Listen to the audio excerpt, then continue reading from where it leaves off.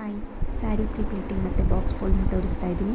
First ಸೆರಗ್ ಪೋರ್ಷನಲ್ಲಿ ಎಲ್ಲ ಸೆರಗನ್ನ arrange ಮಾಡಿಕೊಂಡು pin ಮಾಡಿಕೊಂಡು ನೀಟಾಗಿ ನಮ್ಗೆ ಎಷ್ಟು ಅಗಲ ಬೇಕಂತ ಚೆಕ್ ಮಾಡಿಕೊಂಡು ಐರನ್ ಮಾಡ್ಕೋಬೇಕು.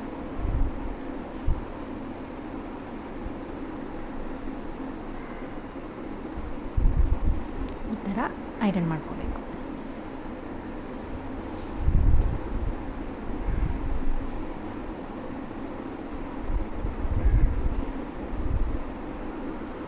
ಇದಿಷ್ಟು ಸೆರಗಿನ ಸೈಡು.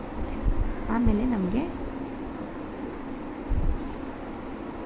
ನಾವು ಏನು ನೆರಿಗೆ ಹಿಡಿತೀವಿ ಅಲ್ಲ ಸೀರೆಯಲ್ಲಿ, ಅದು ನಮಗೆ ಎಷ್ಟು ಅಗಲ ಬೇಕಂತ ನಾವು ಸೀರೆಯನ್ನು ಹಿಡಿದು ನೋಡ್ಬೋದು. ಇಲ್ಲಾಂದರೆ ಹಿಪ್ ಮೆಷರ್ಮೆಂಟ್ಸ್ ತೊಗೊಂಡು ಕೂಡ ಮಾಡ್ಬೋದು. ಸೊ ಅದರಲ್ಲಿ ಏನು ಎಕ್ಸ್ಟ್ರಾ ಉಳಿಯುತ್ತೆ ಅದಿಷ್ಟು ನಮಗೆ ನೆರಿಗೆ ಅಂತ ನಾವು ಏನು ಹಿಡಿತೀವಿ ಅದು. ಸೊ ಅದನ್ನು ನೀಟಾಗಿ ಪಿನ್ ಮಾಡಿಕೊಂಡು ಫಸ್ಟ್ ಮೇಲ್ಗಡೆ ಒಂದು ಪಿನ್ನು, ಮಿಡಲಲ್ಲಿ ಒಂದು ಪಿನ್ ಮತ್ತು ಕೆಳಗಡೆ ಫಾಲ್ಸ್ ಸೈಡಲ್ಲಿ ಒಂದು ಪಿನ್ ಮಾಡ್ಕೋಬೇಕು. ಆಮೇಲೆ ಅದನ್ನು ಅರೇಂಜ್ ಮಾಡಬೇಕು.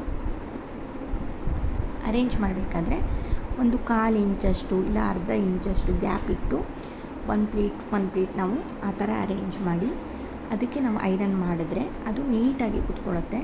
ಮತ್ತು ತುಂಬ ನೀವು ಸ್ಯಾರಿ ಉಟ್ಟಾಗ ತುಂಬ ನಿಮಗೆ ದಪ್ಪ ಅನಿಸಲ್ಲ.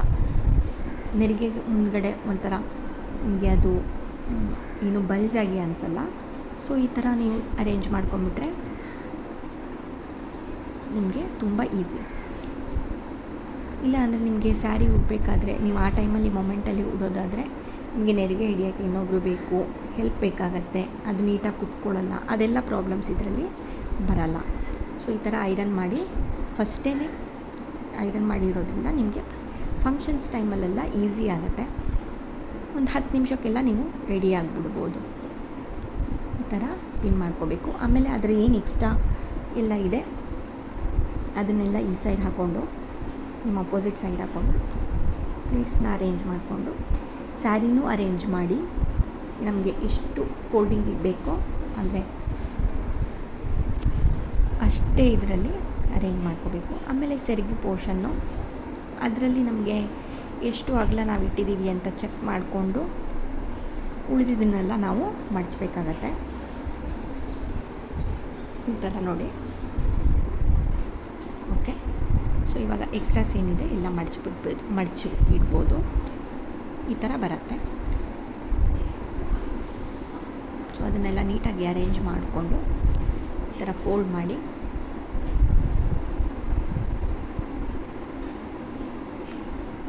ಈ ಥರ ಹಾಕಿದರೆ ಆಯಿತು. ಸೊ ಇವಾಗ ಏನು ಎಕ್ಸ್ಟ್ರಾಸ್ ಇದೆ ಸೆರಗ್ ಸೈಡು ಅದನ್ನೆಲ್ಲ ನೀವು ಬಾಕ್ಸ್ ಫೋಲ್ಡಿಂಗ್ ಅಂದರೆ ಒಳಗಡೆ ಕೂಡ ಹಾಕಿ ಬಾಕ್ಸ್ ಥರ ಇದು ಮಾಡ್ಬೋದು.